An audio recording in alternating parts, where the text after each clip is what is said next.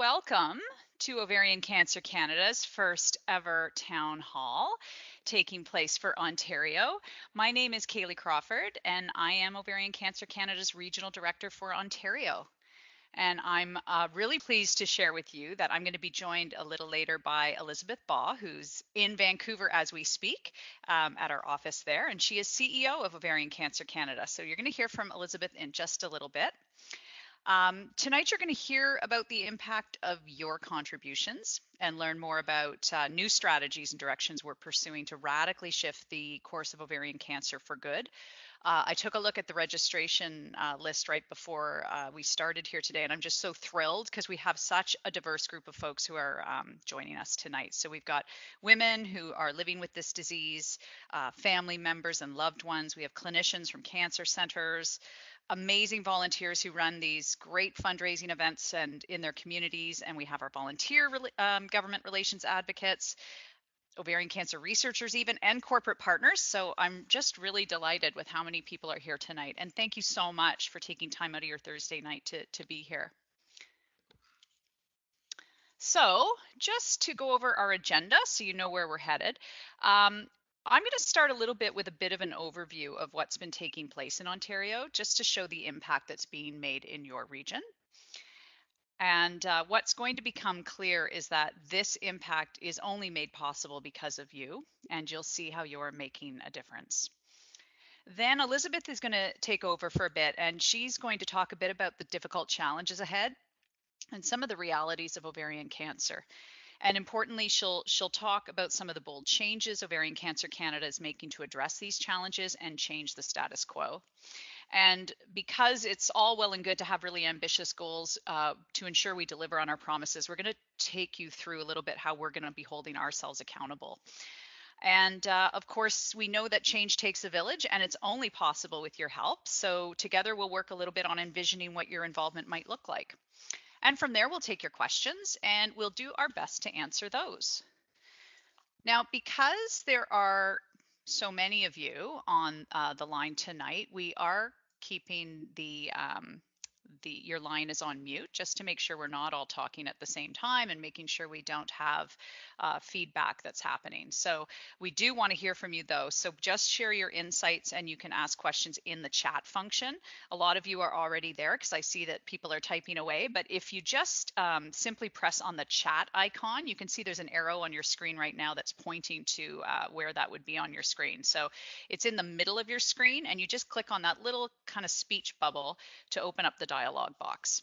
And to make sure that we see your comments, just ensure that your message is going out to everyone. And there's a bit of an arrow where you can dictate where your message is going to go. So if you put that to everyone, we will all see it.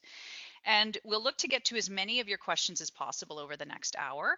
But I just wanted to say, if we don't get to your question, or if you feel like we didn't answer it fully, I am very much available to talk with you after. If you want to give me a call, I will have my contact information up on that last slide. So never hesitate to call, and I'm happy to talk through that. So I'm going to start with advocacy. So I'm just going to do a bit of an overview of what's been going on in Ontario. So as a lot of you know, Ovarian Cancer Canada is calling on the federal government to invest $10 million in ovarian cancer research. And Elisabeth's going to be talking a bit more about this in a bit. But I did want to take a moment to talk about what's going on and what's been going on in Ontario.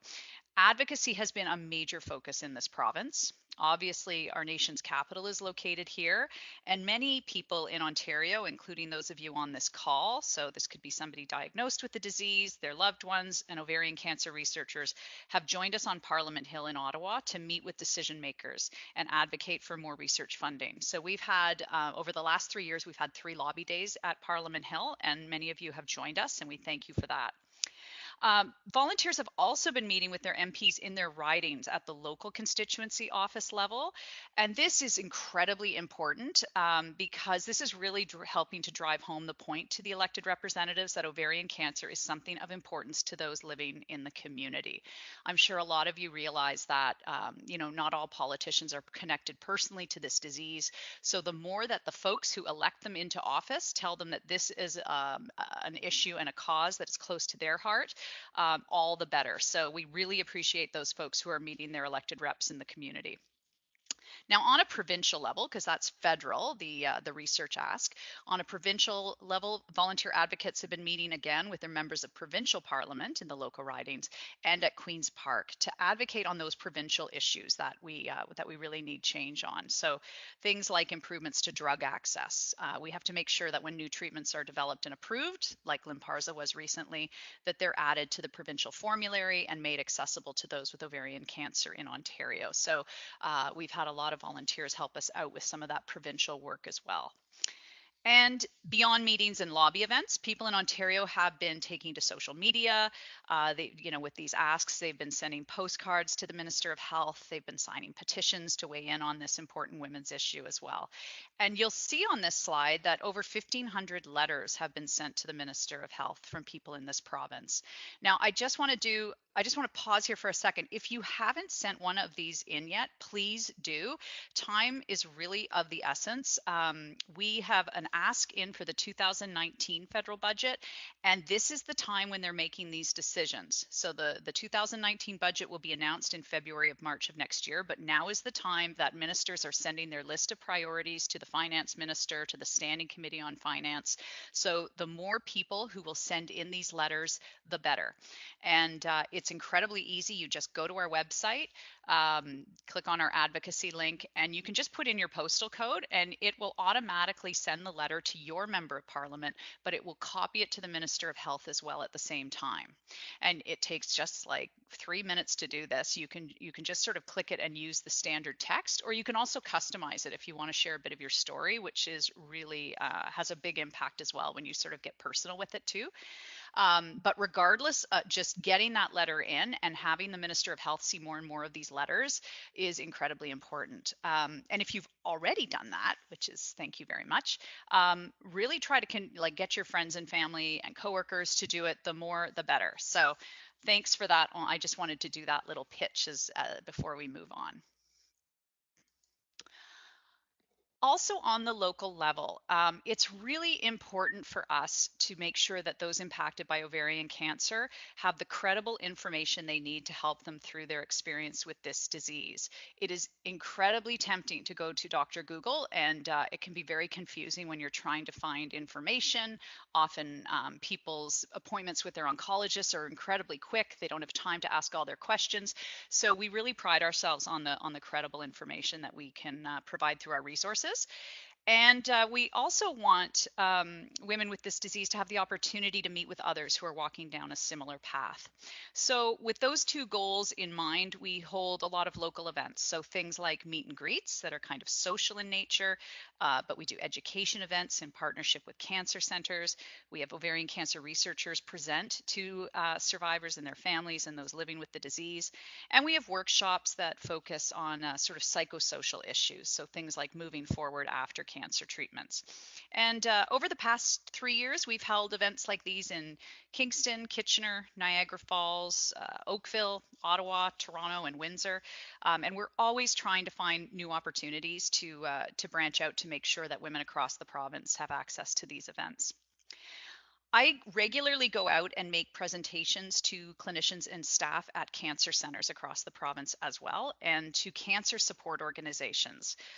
What I mean by that are places like Wellspring, Gilda's Club, Hearth Place, Hope Spring, MapleSoft in Ottawa, just trying to constantly make sure that they know and they're aware of the many resources Ovarian Cancer Canada has available to people living with ovarian cancer and their loved ones. We want to make sure that everyone on the local community level who's meeting with women with this disease know that we're here and know the caliber of the information we have. So I'm always trying to go out there and make sure that with staff change at these places that they're aware. And I also strive to stay connected with local peer support groups.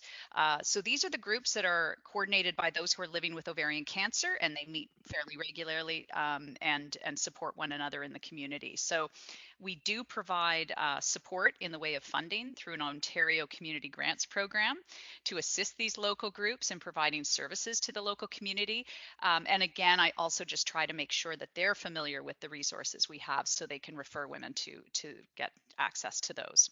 And so these are groups in the GTA. There's OVCA Peers, there's Gynae Gals in Ottawa, and Ovation Circle in Kingston, just to name a few. And incredibly grateful to the women who coordinate these programs, and really while they're going through ovarian cancer, are also thinking of others and how to support one another.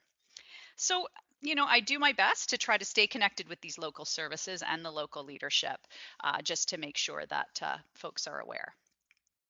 Now, I wanted to take a moment and highlight someone who I know is on this call right now, because I was just chatting with her in the chat box. But this is Peggy, and Peggy wrote a much longer testimonial than this one, but I did ask her to condense it a little bit just for the purpose of this, because I really wanted to highlight and make it quite personal how these resources that can sound kind of antiseptic when I talk about information and so on, but how they can really serve quite a purpose in helping someone who's just been diagnosed with this disease feel a little less alone, a little more empowered with information and connected to a community.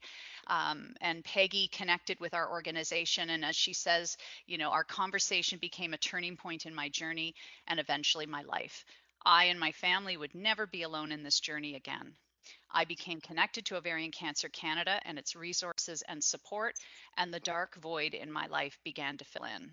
And I'm so touched that, Peggy, thank you for sharing that, because it really does help us understand some of the impact we have when maybe we don't necessarily know just how much getting that kind of information and that support can mean. So I want to thank Peggy for taking the time to provide that. And I love that photo of her. That was at an event we did at Toronto Fashion Week, actually, to encourage knowledge and understanding of the BRCA mutation and ovarian cancer. Now, these are I just wanted to highlight our community events, because I am so amazed by the people who volunteer their time to organize really incredibly complex, high caliber events that not only raise funds for Ovarian Cancer Canada, but also what I love what these events do is they really demonstrate to those impacted by this disease that people in their community care for them and what they're going through. So I think there's always that two sides to those events. And I love what I appreciate about these events is they're really a wonderful reflection of all the passions and interests of local community members. They range from fashion galas to hockey and golf tournaments, poker runs, workplace fundraisers, and anything in between. So what I like about this is no matter what your interests are, what I would encourage all of you listening to really think about is, how an event in your community of something that you're just really passionate about anyway could help to support our work and those diagnosed with ovarian cancer. And just as an example, I'm looking at those tickets for Purses, Pies, and Pinot. I was at that event actually in 2017, and it's a great example actually of just how events can fill such a big role. This takes place in Sault Ste. Marie. It's been 3 years now that they've been doing this annual event, and it's an evening where women from the local community bake these gorgeous pies. Local sponsors donate purses, and they have an auctioneer who auctions them off at this really fun and beautiful evening event. And not only does it raise funds for us, and over the last 3 years, it's raised over $24,000. But what's also important is that the people who are impacted by this disease in a smaller city like Sault Ste. Marie and, a little north of some of the major cities in this province can see that ovarian cancer is a cause of importance to others in their community. And really wonderful connections of support are made that last throughout the year. So we're very grateful to everybody who really just takes, in their spare time, they coordinate these events. And this year alone, the people in Ontario have brought in over $155,000 to Ovarian Cancer Canada. And because of you, no one walks alone. So our Walk of Hope, which is our signature event, and hopefully you're all familiar with it, originally started in Ontario in 2002, and it's since grown in the number of locations in the province and across the country. And year after year, it really does continue to be a special place for women and families to gather in a circle of support. And in many cases, it's where women with ovarian cancer come face to face for the first time with others who know what they're going through. And in my role, I'm very privileged to receive calls from women at that time when they're just diagnosed and they're often feeling alone and scared.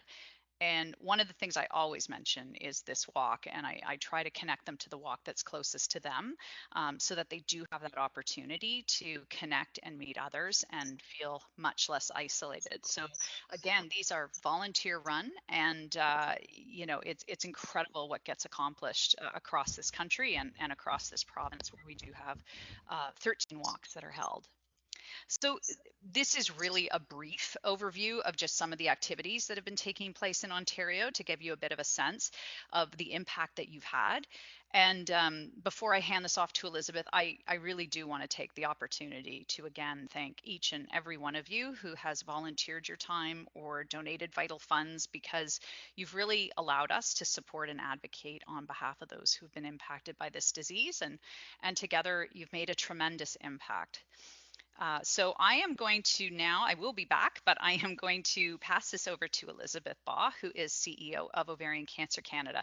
And she's going to talk a little bit more about our power in numbers and our new strategic plan.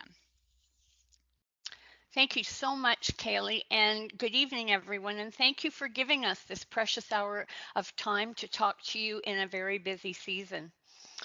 So yes, power in numbers. More than 7,000 concerned Canadians in over 35 communities nationwide raised awareness and funds in support of the Ovarian Cancer Canada Walk of Hope this year.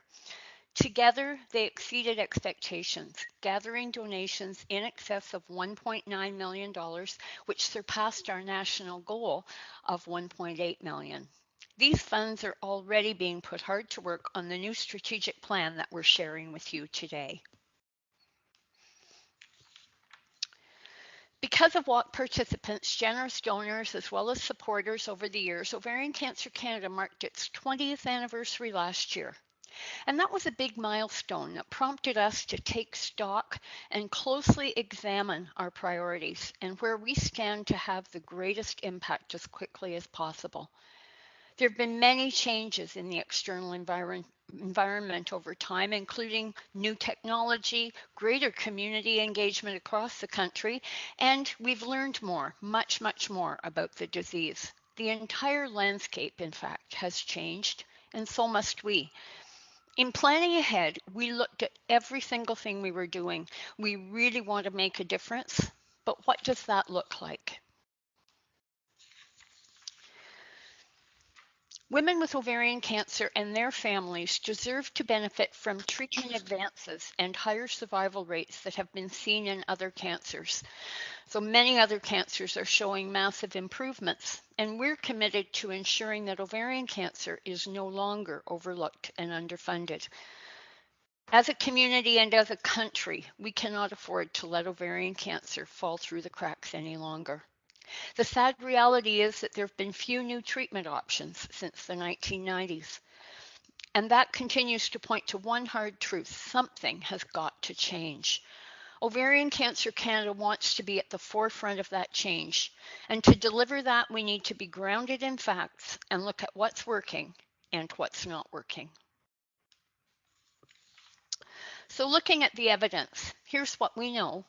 There's still no screening test for the disease, and the community is hoping for early detection. Taking a look at the current evidence surrounding that approach, science tells us that ovarian cancer is not one disease, but rather a variety of diseases that behave very differently. And because the different subtypes of the disease grow and spread differently, it's been very difficult to find a single screening test. As that research continues, we need to save lives now. As a community, we need to save lives now, and we asked ourselves how we could do that. This much is clear. Research is the only way to truly stop ovarian cancer. And BRCA mutations are involved in about 20% of the cases. We packed all of our insights into what we call our theory of change. That's an 8 to 10 year outlook plan that shows what the future would look like if we successfully deliver. Here's what we know. Together with the community we work with and for, we are determined to impact the outcome of this disease. So going forward, we're increasing our contribution to research funding. We're going to ensure that women with ovarian cancer have what they need to thrive from diagnosis throughout their whole journey. And we're also going to work harder to reach families who are at an increased risk for ovarian cancer because of the family history of the disease. These impact points guide the organization's work to enable women with ovarian cancer and all others at risk for developing this disease to live fuller, better, and longer lives. To deliver on these bold changes, Ovarian Cancer Canada is going to shift away from being the doer of all things to being an instigator, more narrowly focused on what we must do while working with partners so that they too can work to their strengths. I'll give you an example of such a shift. It's our move from general awareness to advocacy. By shining a light on the broader issues and talking to elected representatives, the community stands to benefit from substantially increased research funding. A consortium of leading researchers has already been assembled, and they are prepared to act fast to prioritize investments in support of improved treatments. Three main pillars have been identified for research investment. Firstly, improved models to learn about how ovarian cancer starts, progresses, and how to stop it. Secondly, advanced study of promising treatment strategies to address common issues in ovarian cancer and guide development of more effective treatment. And finally, prioritizing research on emerging treatments and expediting these potential treatments to clinical trials where more women can have access to them. So what you won't see in these plans is general awareness programming. Studies have shown that awareness of ovarian cancer is higher in Canada, actually, as compared to other places in the world. We've worked very hard on that for many years. But that said, talking only about ovarian cancer's vague signs and symptoms can be problematic. Noticing symptoms doesn't mean a woman has ovarian cancer, nor does it mean, if she does, that the disease has been caught early. We need to get more specific to underline what all Canadians need to know about ovarian cancer. We also got more specific about our plan, looking at a 3-year strategy that will position us to deliver real change to women in Canada.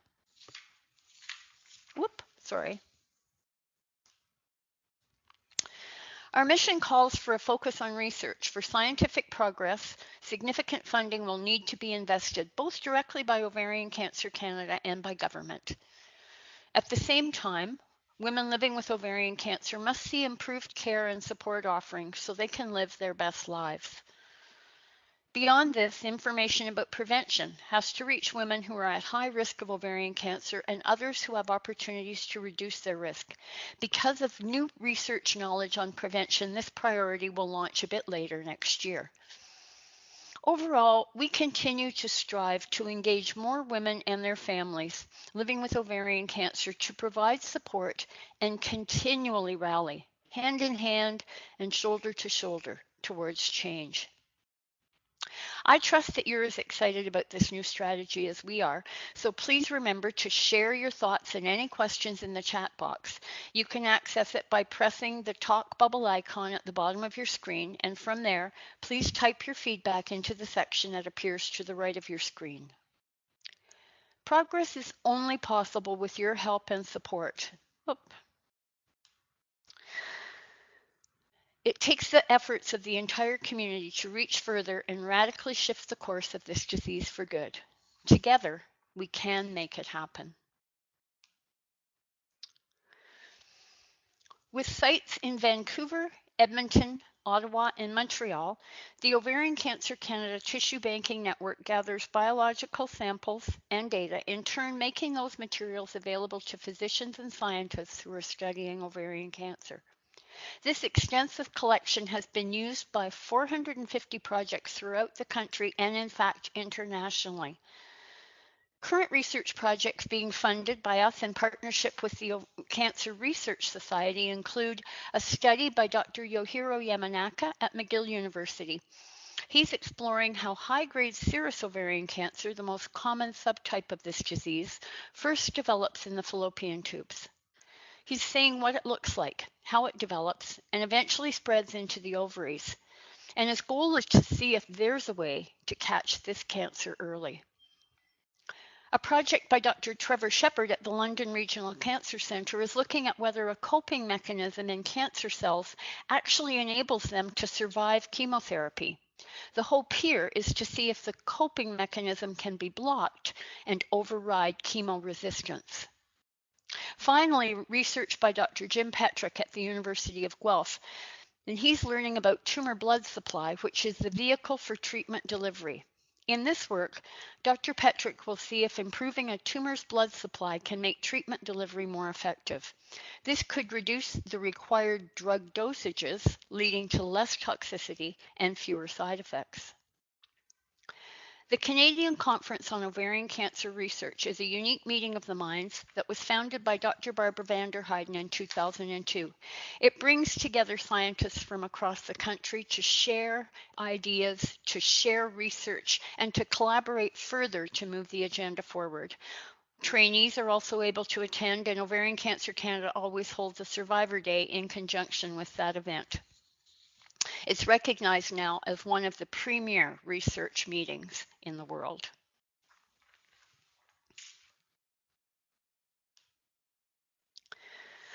Cailey mentioned advocacy, and of course, research is expensive. We need many others to pitch in. And that's why we met with the Federal Health Minister, Jeanette Petitpas-Taylor, in October to discuss federal research funding. We were thrilled that she was incredibly supportive at our meeting. We were able to get to that meeting because 3,351 concerned Canadians wrote to their federal elected representatives about the need for research funding. This is over and above nearly 13,000 people who signed their names to a related petition that was read in the House of Commons. 38 advocates took to the hills, the corridors of power, and met face-to-face with national decision makers on Parliament Hill. And we heard reports back that parliamentarians felt it was one of the most successful lobby days ever done on the Hill. Because of all of those efforts, today we're closer than ever to securing $10 million in federal funding to support more ovarian cancer research. And I will also take the opportunity to one more time enforce what Cailey said. It's never too late to send a letter if you haven't. Those decision makers are working now on the budget, and every letter pushes us closer.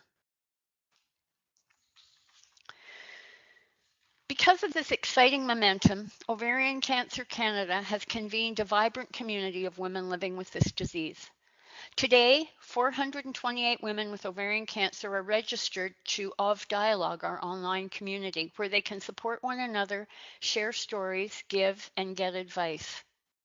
More than 1,000 women received By Your Side or Still By Your Side last year, resource guides for those facing a new diagnosis or a recurrence. These free guides assure that women know they are not alone in their journeys with ovarian cancer. They bring together insights from women who have been there and the best available information from experts in the field. 264 women heard webinars live or webinars that were recorded after they had been webinar. Live. This is more advanced than that. But you've got to. So what is it? With these pillars of success, we're charging ahead, measured and strategic in our next steps. To deliver on our mission, we're holding ourselves accountable for increasing research investments, not only research funding contributed by Ovarian Cancer Canada, and we're holding ourselves accountable to increasing that, but also in government and partner investments focused on areas of priority. In improving care, starting with an evaluation of ovarian cancer care in Canada, gathering feedback to further support women living with ovarian cancer in care-related decision-making. We want to make sure that we know what the system is like nationally. We understand the gaps and the variations so that every woman in Canada has access to the best care possible. We want to reach more women affected by ovarian cancer, increasing the number of women with ovarian cancer directly benefiting from or involved in our programs and initiatives. And we also want to increase the engagement of their families and friends. We want to inform women about preventive action, establishing with the healthcare providers in the country formal recommendations on prevention, and increasing genetic That's testing more among women advanced with than that. ovarian cancer and those with a Okay. family history of the disease. Investing for maximum impact, we're going to maintain our high standards on keeping our fundraising and administration expense costs low.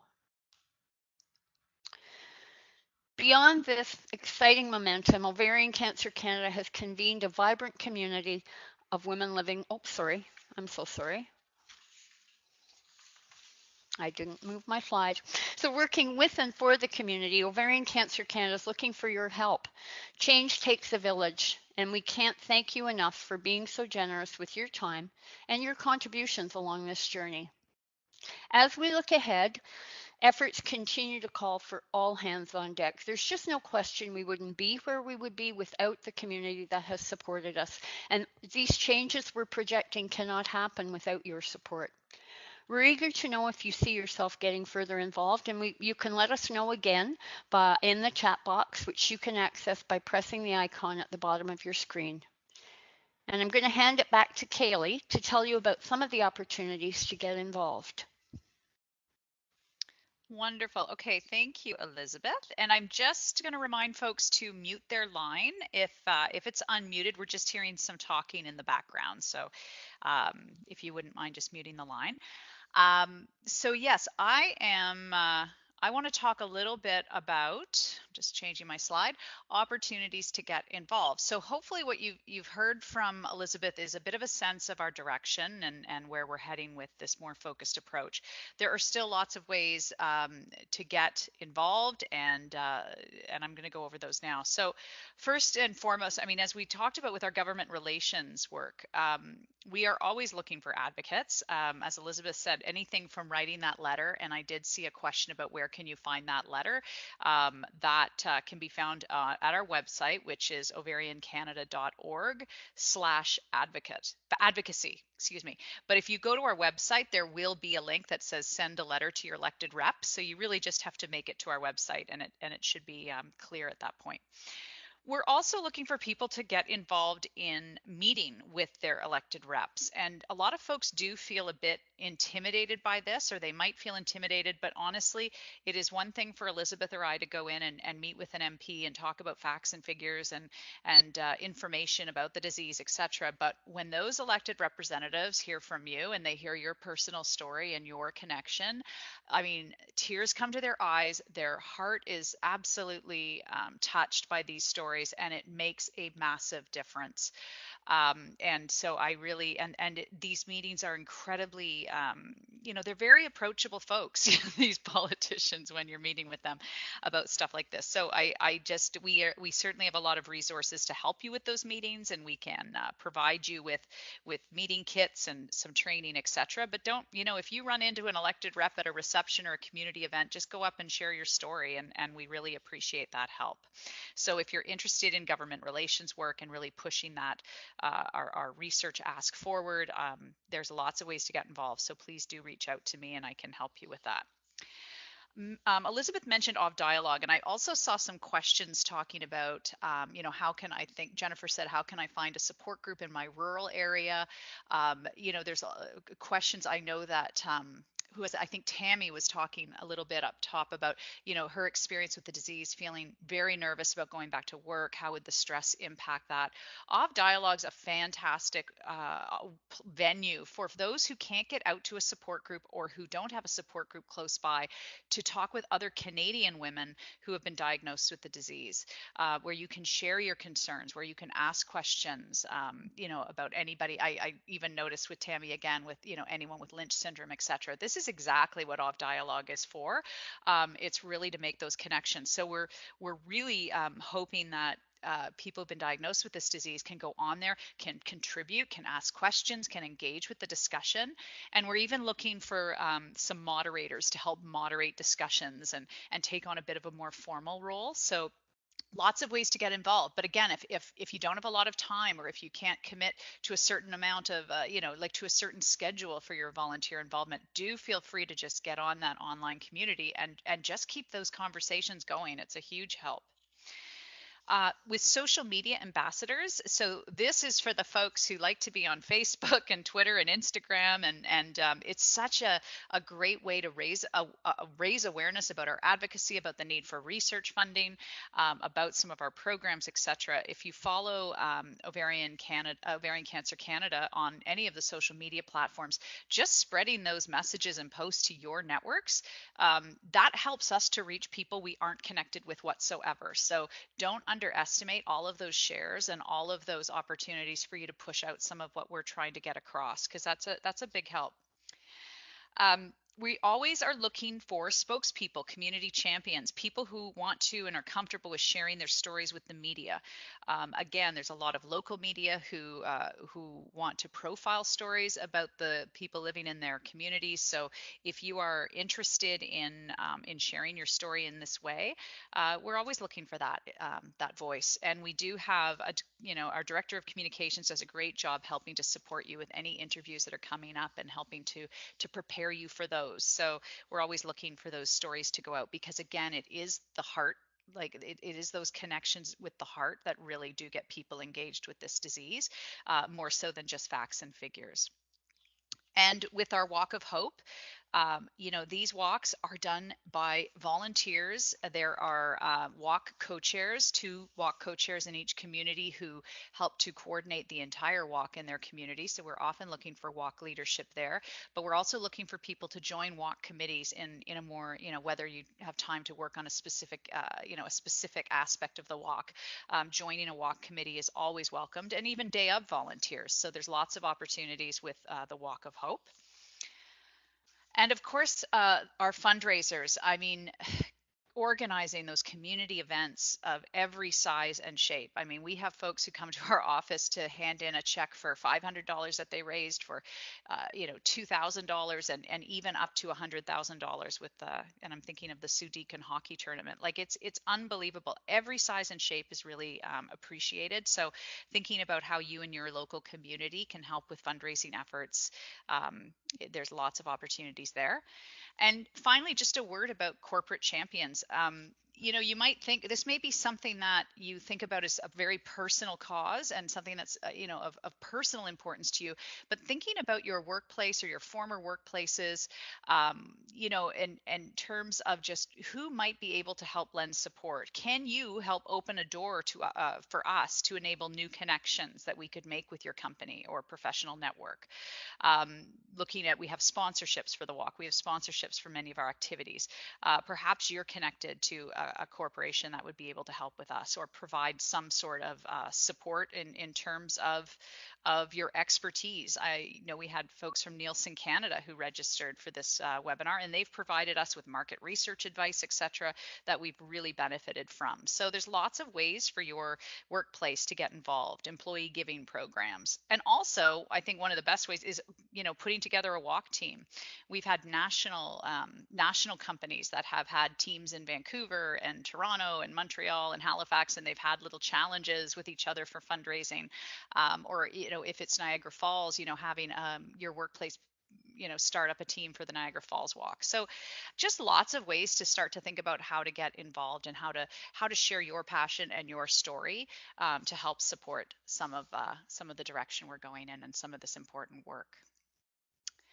So we are now going to open it up for questions. And I think that Elisabeth is going to join me on this part of the call. I've been doing my best to track these questions as they're going, and I apologize if Janice may have gotten back to some folks. I know there was a question, just a basic question about where do you get the By Your Side guides or the Still By Your Side guides. Again, you can go to our website. You can there's just an order form. We will mail you a copy. Or you can also call or email me. And again, my contact information will be at the end of this presentation. So just reach out, and if we can get your mailing address, we can send that on your way. Elisabeth, one of the questions we got that I thought maybe you could answer was about research into early detection, I believe. Yes, yeah. I'm happy to answer that. About 18 months ago, the biggest study ever on screening and early detection was completed in the UK, and they watched tens of thousands of women. They screened them over the course of 10 years. I cannot tell you how the entire ovarian cancer clinical community was holding their breath, waiting for the results of this. And sadly, the results were that screening did not improve outcome and did not catch cancers. Cancers were still missed. Unnecessary surgeries on well women caused side effects. So it was just the saddest news after 10 years that they had not yet found the answer. Having said that, they did notice some trends, and research will continue on those. Right now, really, prevention is the best knowledge that we have. And we're talking about risk factors to help women know about those, weighing into our media outreach so that women who are at a greater risk for ovarian cancer can really think about their family history and learn more about prevention. And research on prevention continues to uncover new information that can impact recommendations about removal of the fallopian tubes, where they actually know now the high-grade serous ovarian cancer starts, not in the ovary, and the risks that may be associated with that. The best recommendations are evolving going forward, and we plan to launch our prevention efforts next year on a larger scale, and we will always keep you informed of new research breakthroughs as they come out. Excellent. Thank you. Um, there was a question, Peggy. I did see your question about survivors teaching students, and I'm going to get to that one for sure. Again, just some of these. Is there a website link for a personal fundraising campaign for friends and family to donate directly to? Absolutely, Jennifer. And my colleague Ashley actually helps folks with setting those up. So again, with my information at the end of this presentation, do feel free to contact me, and we can help. We do have on that vein, along that similar vein, we do have other supports for people who are organizing fundraising events as well. So we do provide some logistical support, even though the events are typically run pretty independently from us, but we do certainly have supports to help you with your events as well. And those fundraising pages are part of that as well. With the survivors teaching students, you know, I don't think your question, Peggy, was about will this change the messaging? It won't change the survivors teaching students it's basically an American program. Our sister organization in the U.S. developed that program, so we aren't at liberty to start changing the direction of that sort of trademarked program. I think for us, it will, it was a really tough program to consider as we did this work to really try to figure out if we are going to get the impact to help women live fuller, better, and longer lives. What was the impact of that program? And I think you've been involved with it, and I know there's others on the line who have, and there is absolutely such an impact to the people in those classrooms. And I have no doubt it impacts their practice as they leave. I think for us, we had to really consider how much of an impact are we getting to with that approach, because other organizations and other companies actually talk about how trying to reach that family practitioner audience is kind of like trying to empty the ocean with a teaspoon. Like, it is so hard. Or somebody else just recently said, trying to find that nail in a haystack of that particular doctor who's going to have that patient who comes in. And I think when we coupled that with the notion of just how much of an impact can we have with, let's say, women going in to share their stories with government officials who could make changes to research funding or to gaps in the system and so on, we felt our impact would be better focused on that. Now, that being said, your particular program at McMaster would go on. Like, I don't see any reason to not continue with that program. It's incredibly easy, and it's not taking a lot of our resources. But in terms of the future of that program and growing that program, that was one where we really had to make a tough decision and say, you know what, I don't think this is actually going to lead to the numbers that we are looking for and to the impact given the resources we have. But no, it wouldn't, as that is not our program, we wouldn't be at liberty to start changing what the focus would be. And I hope that answers your question, and I'm happy to talk about that more. I'm just going to circle back for one more comment. I see Lydia has said that screening tests for prostate and breast cancer are not foolproof either. And what about the live screen testing could save? So a public screening test for early detection has to be based on sensitivity and specificity. And in the study they did in the UK, they did multiple modalities. They combined imaging with CA-125. There were various streams of women who went through various over 10 years, and it simply wasn't good enough, anything that was currently available.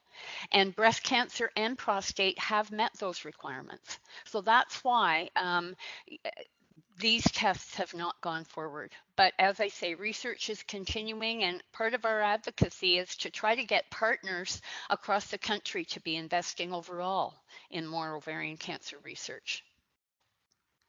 Yeah. Lydia says, thank you.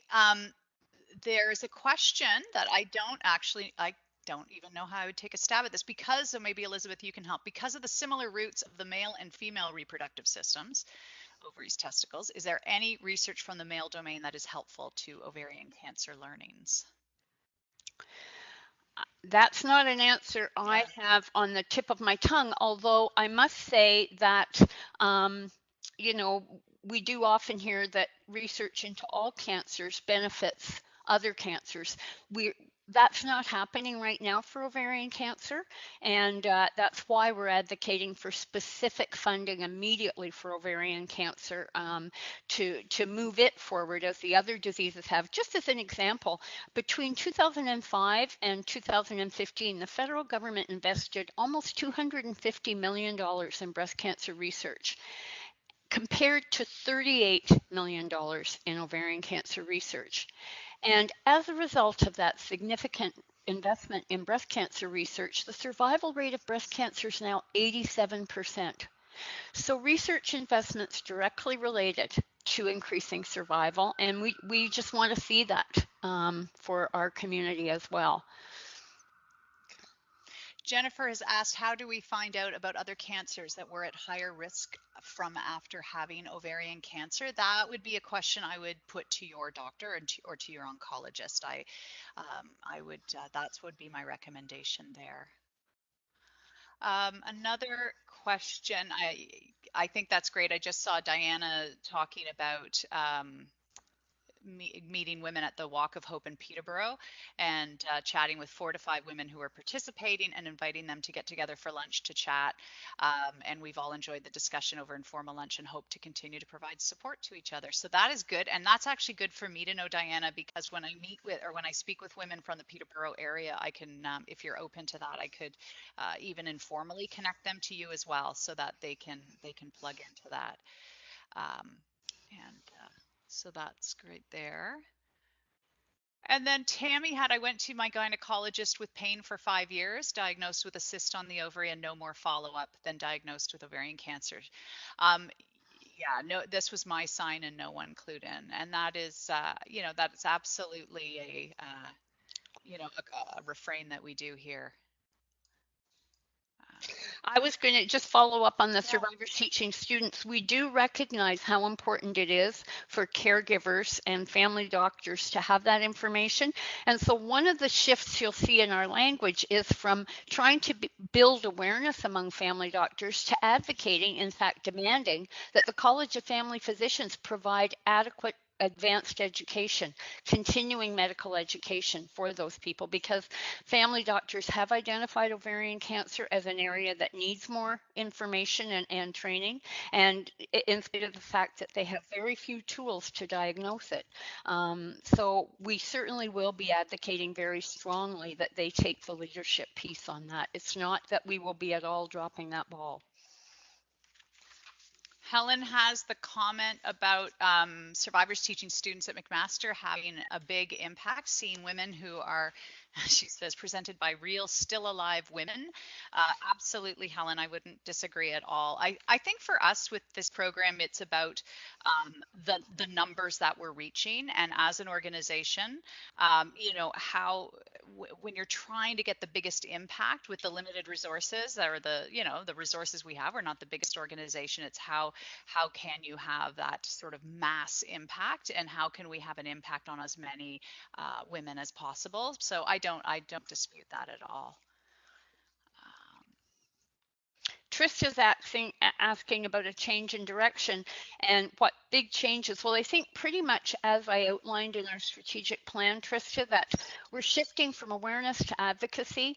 We're going to be, we see ourselves more as instigators, collaborators, bringing people together, as we always have in the past, partnered to get the best possible programs for our community. If someone else has a good program, we try to work with them to make it available for our community.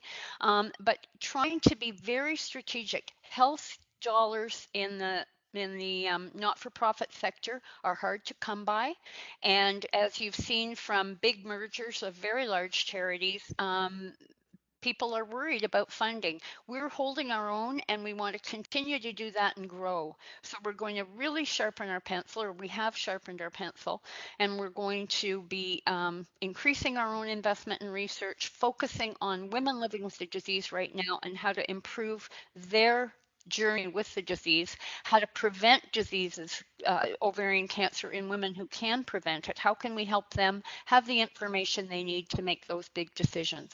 And stay really engaged with the community, making sure that we offer value as they're going through this time. Kellyanne is asking about Avastin for platinum resistant. My understanding, Kellyanne, is that yes, and I don't know if PEI has joined yet, but my understanding is Avastin is being funded for platinum resistant folks. Why are women not being routinely told that they should have genetic testing to determine if they are BRCA1 and 2 positive, so they can understand the risks of breast cancer? More often, I find women who have breast cancer with the familial risk are not being told they're higher risk of ovarian cancer. That's a good question.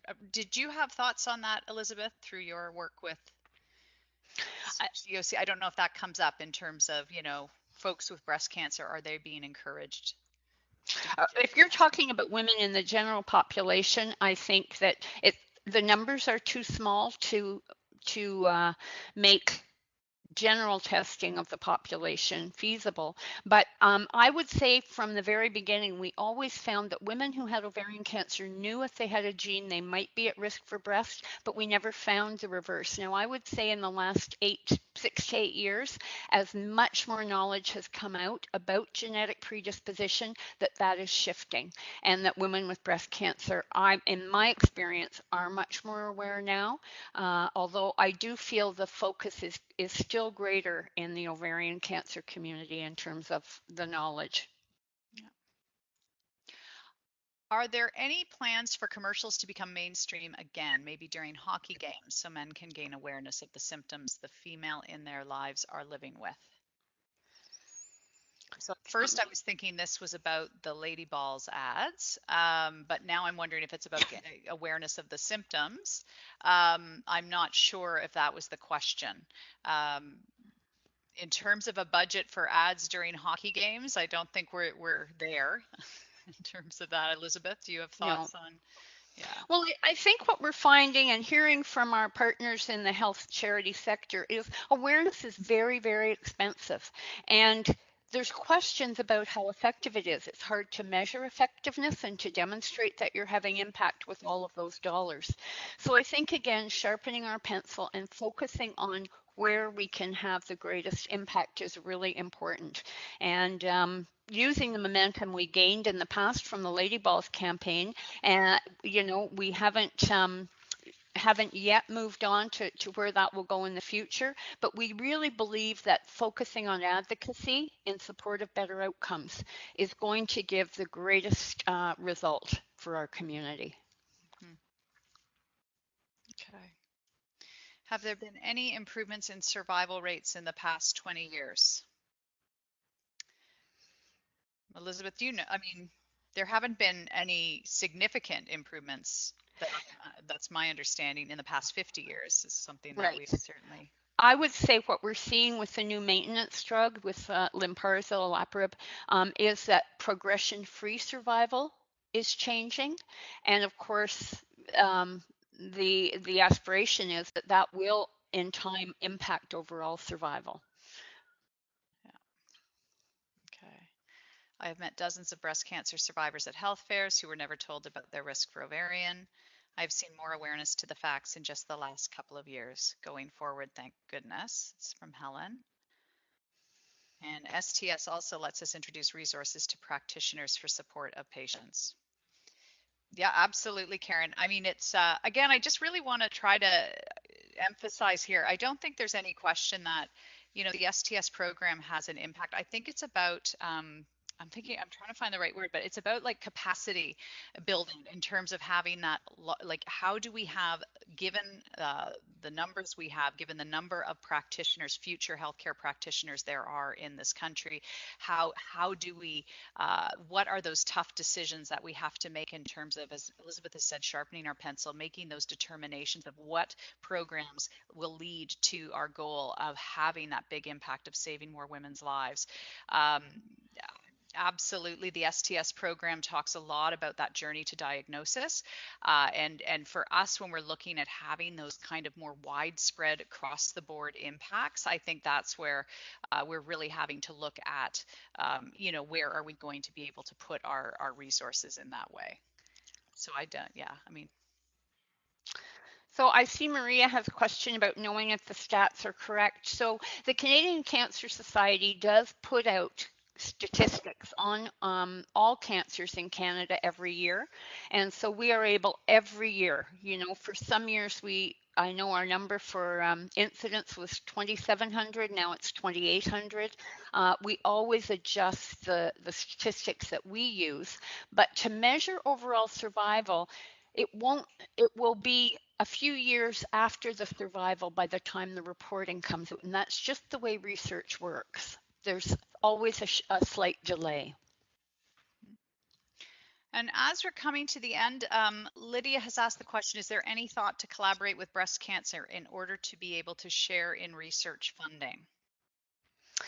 After the merger of the Canadian Breast Cancer Foundation and the Canadian Cancer Society, I did meet with them with our chair of the board at the time, and I asked them directly whether bringing all of that research funding for breast cancer would impact the people at genetic predisposition for breast and ovarian, and they said at that time that was not their focus. So through developing our federal research campaign and our federal platform, the platform we presented for research, we did meet with researchers all across the country running other research institutions. And the message that we got was that it was not a focus at this time for many of them, although they agreed with the priorities that we had set and said that they would support them. So in terms of getting research funding at this point from breast cancer, I'm constantly watching at the door and looking for the partnership, but it has not come forward yet. So as we approach 8 p.m., I love Helen's comment here. Some local research. As a 13-year survivor with 3 recurrences and dancing with Ned, no evidence of disease, for 5 years now, I was asked by my oncology nurse permission to share my tumor tissue with a project at Mount Sinai looking at long-term survivors. Proud. You should be proud, Helen. And I will never forget Helen telling some survivors when they were asking for advice, and she said, "Don't quit your job." She had the experience of having to head back to the workforce when she wasn't expecting it. So it's such a great story. And I love, we also, somebody was asking about what other programs we have. I think the question was coming from Ottawa and Claudia. And, I mean, one of the things we have are videos of women sharing their story. And, we've had so many amazing women share their stories of hope and of the, how they've managed through their experience with the disease, Helen being one of them. And we really appreciate all of those stories and all of those contributions. So I want to thank everybody for being here tonight. Oh yes, I promised you some contact information, but I also want to thank you so much for the work you have all done to date. I recognize many, if not all, of the names on that chat box, and I really do thank you so much for all of your contributions. I do want to thank KPMG for sponsoring this town hall. They've been a fantastic supporter of ours, and they've allowed us to basically share this messaging across the country. So a huge shout out to KPMG. And again, I think most of you know where to find me, but I'm really happy to have more of these conversations or continue the conversation afterwards as well. And you can feel free to give me a call. The toll-free number is there. And of course, my email too. So thank you so much. I hope that for some of you, you'll continue this conversation over at OV Dialogue as well with some of your questions, because there's a lot of support over there and a lot of information.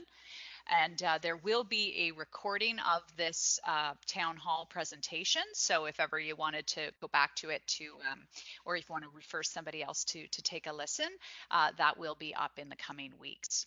So thank you so much. Oh, thank you everybody for all the comments. Thank you, everybody. Thank you. Yeah, thanks so much. And have a great night. Take care. Thank you. Bye-bye.